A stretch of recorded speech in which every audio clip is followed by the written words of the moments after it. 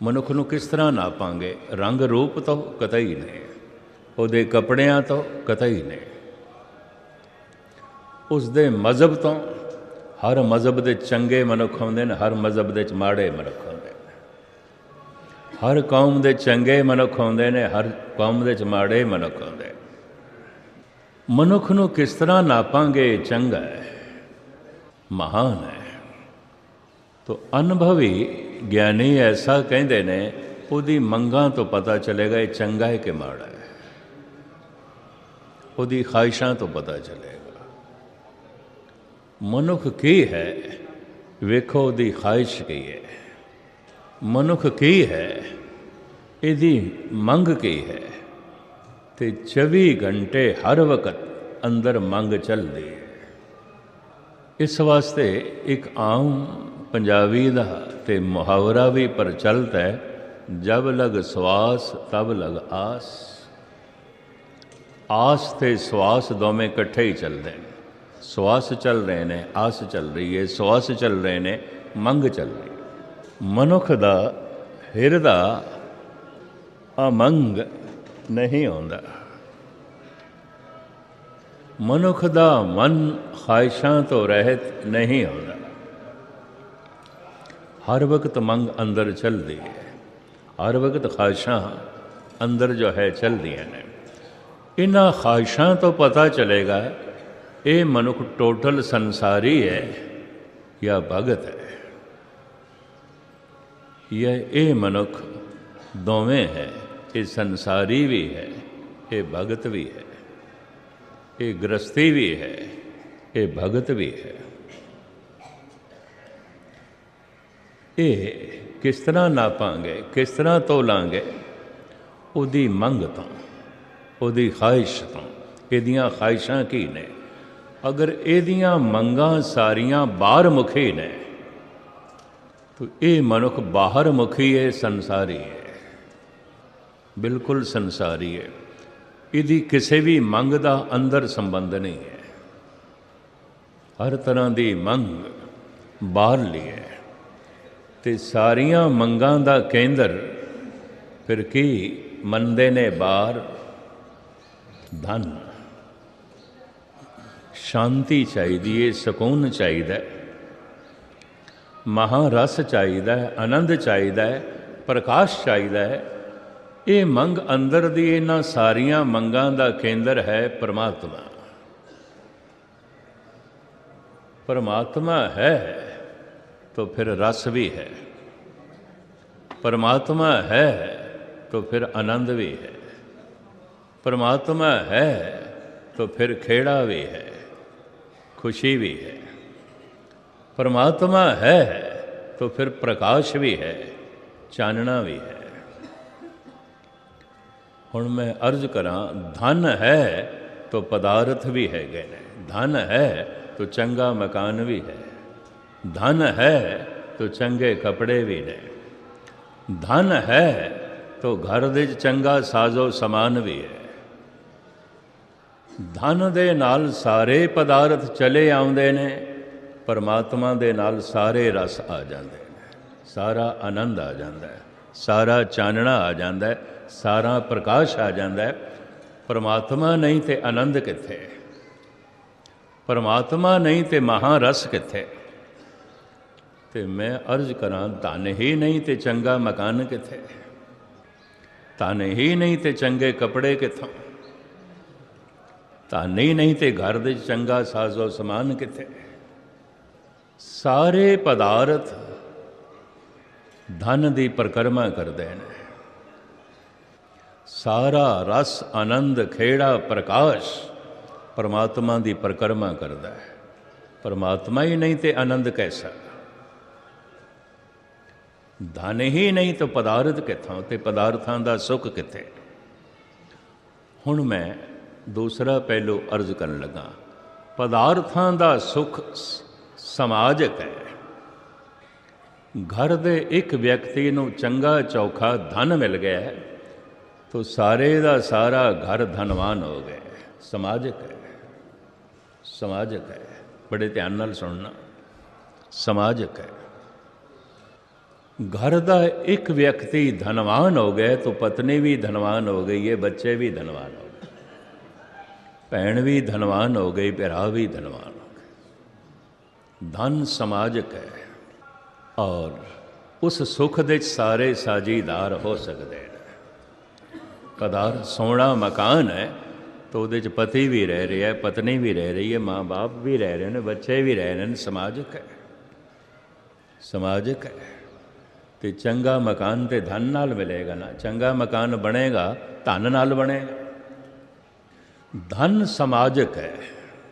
ये मैं अर्ज करा, किसी नूं प्रभु का नाम मिल गया, धर्म मिल गया, ये समाजक नहीं है, नहीं है, ये व्यक्तिगत है। सिर्फ एक मनुख नूं रस आ रहा है, सारा घर बेरसी नाल जी रहा है।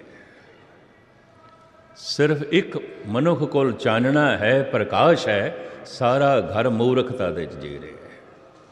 सिर्फ एक व्यक्ति कोल परम आनंद है, सारा घर ते परम कलेश दे जी रहा है, लड़ाई झगड़े दे जी रहा है।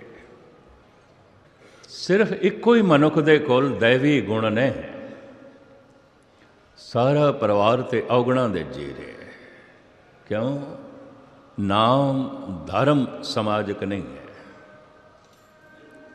तो इस आधार पर मैं कहता होना, भावें तर्क भी खड़ी हो जाती है, कोई देश पूरे का पूरा धार्मिक नहीं होता। जब कोई कहते ने भारत देश धार्मिक देश है, इन्ने लुटेरे, इतने ठग, इतने बेईमान, धार्मिक देश नहीं है। धार्मिक कोई व्यक्ति होवेगा, कोई इंसान होवेगा, व्यक्ति होवेगा। सारा देश कोई धार्मिक नहीं होता, तो सारी कौम भी धार्मिक नहीं आती। चाहे हिंदू ने, चाहे सिख ने, चाहे मुस्लिम ने, चाहे क्रिश्चन ने, यहूदी ने, पारसी ने, जैनी ने, बौद्धि ने, सारी कौम नाम रसक नहीं आती, धार्मिक नहीं आती। हुण सारी कौम की गल छड्डो, सारा शहर भी धार्मिक नहीं आता। कह सकते सारा देश धार्मिक है। ये धर्म नगरी सिफती का घर। इत्थे उस दिन मैं 2-4 बंदियां नूं रोंदियां देखिया, बई साडी ते जेब कट गई, पैसे ही जाते रहे, वापस किस तरह जाइए। ये डकैत भी इत्थे ही ने, ये जेब कतरे भी इत्थे ही ने, ये चोर भी तो इत्थे ही ने। कोई पूरे का पूरा शहर भी धार्मिक नहीं होता। यतन पृथ्वी ते होया सी कि चलो कम से कम एक शहर ते पूरा धार्मिक बनाइए। हज़ारां साल पहले इस तरह का यतन किया सी शिव जी ने, महादेव ने किया सी। उन्होंने काशी वसाई, बनारस वसाया, और हुक्म ये किया जो बैरागी मनुख ने, जिन्होंने संसार तो बैराग हो गए, कोई पकड़ नहीं, वो इत्थे आवन, दूजे ने, दूजे ने। इस वास्ते बनारस नूं शिवां दी नगरी कहते हैं, महादेव का शहर कहते हैं। और महादेव कहा करते सन, सारी दुनिया दे बनारस दे संत मशहूर होणगे। सारी दुनिया दे बनारस दे ब्रह्म ज्ञानियां दी धुम पैगी। सारी दुनिया जानेगी ये शहर पूरे का पूरा धार्मिक है, सारे ही भगत ने, सारे ही ब्रह्म ज्ञानी ने। चलो एहसासी मन भी लेंदे शिव जी दे वक्त होया होवेगा कि उन्होंने बाकियां नूं आण नहीं दिता होना है, तो जिहड़े बैरागी मनुख होने ने, रसक होने ने, वही इकट्ठे कीते, वही रहो। सहजे सहजे सहजे सहजे समय की चाल ऐसी चली। अज बनारस दे संत मशहूर नहीं ने, अज बनारस दे ठग मशहूर ने।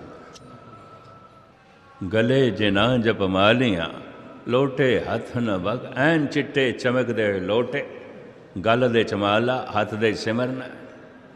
गले जिना जप मालियां, लोटे हथ न वग, ये हर के संत ना आखिए बनारस के ठग।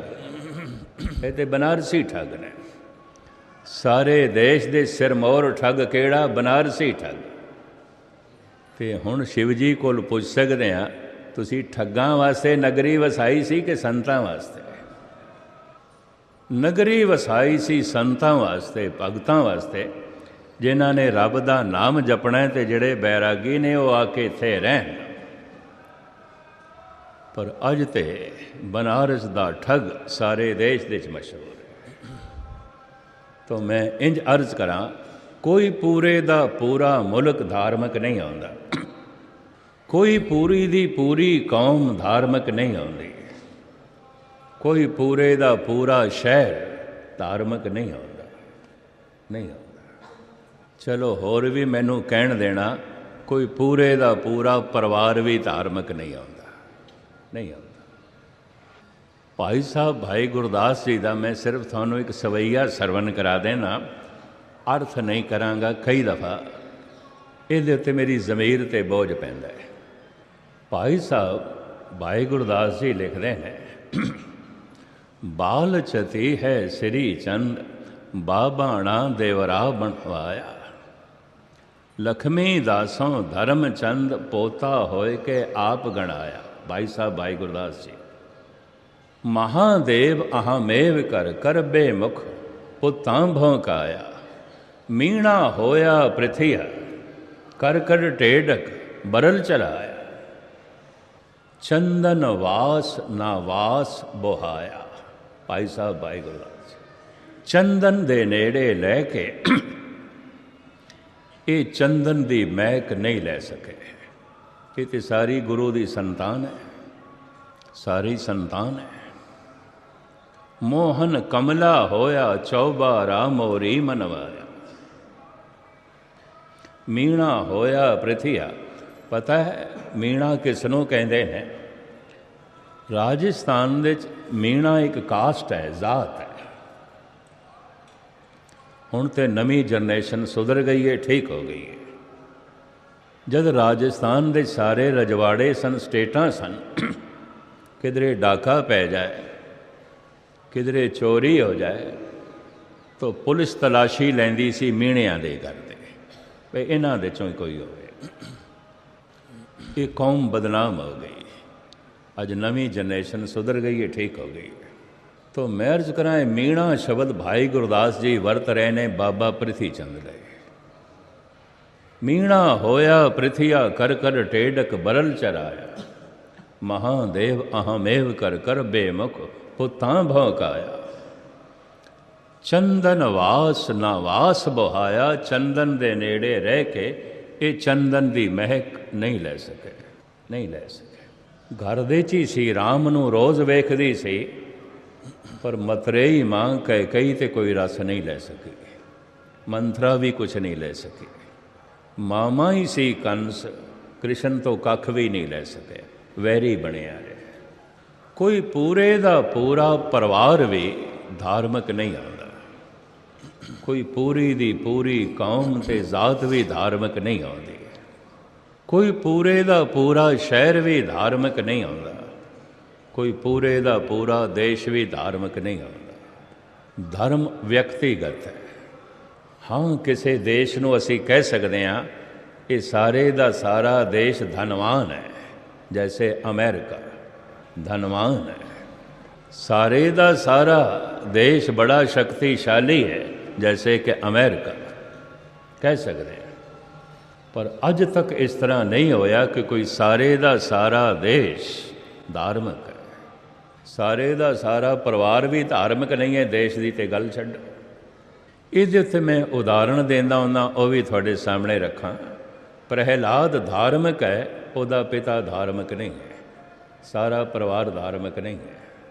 धन गुरु रामदास जी महाराज गुरु नानक दी गद्दी दे वारस, कलयुग दे अवतारी पुरुष, लेकिन प्रिथी चंद की है, सारा दिन लड़दा है ते झगड़दा है।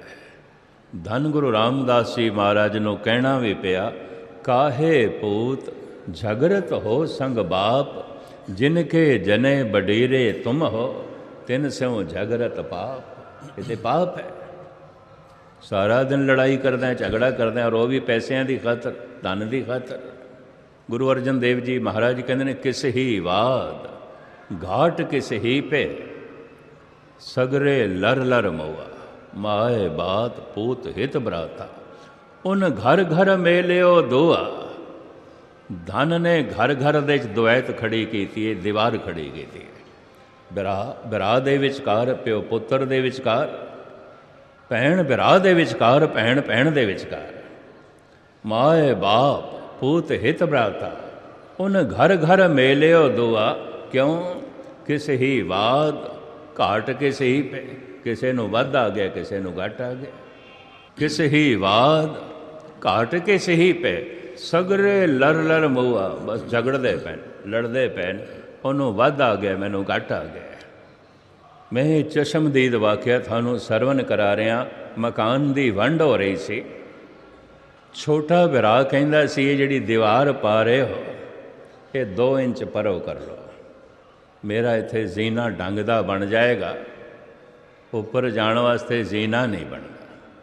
ਵੱਡਾ ਕਹਿਣ ਲੱਗਾ, ਤੂੰ 2 ਇੰਚ ਦੀ ਗੱਲ ਕਰਨਾ, ਮੈਂ ਅੱਧਾ ਇੰਚ ਵੀ ਨਹੀਂ ਛੋੜਨੇ, ਅੱਧਾ ਇੰਚ ਵੀ ਨਹੀਂ ਛੋੜਨੇ, ਅੱਧਾ ਇੰਚ ਵੀ ਨਹੀਂ ਛੋੜਨੇ, ਅੱਧਾ ਇੰਚ ਵੀ ਨਹੀਂ ਛੋੜਨੇ, ਅੱਧਾ ਇੰਚ ਵੀ ਨਹੀਂ ਛੋੜਨੇ, ਅੱਧਾ ਇੰਚ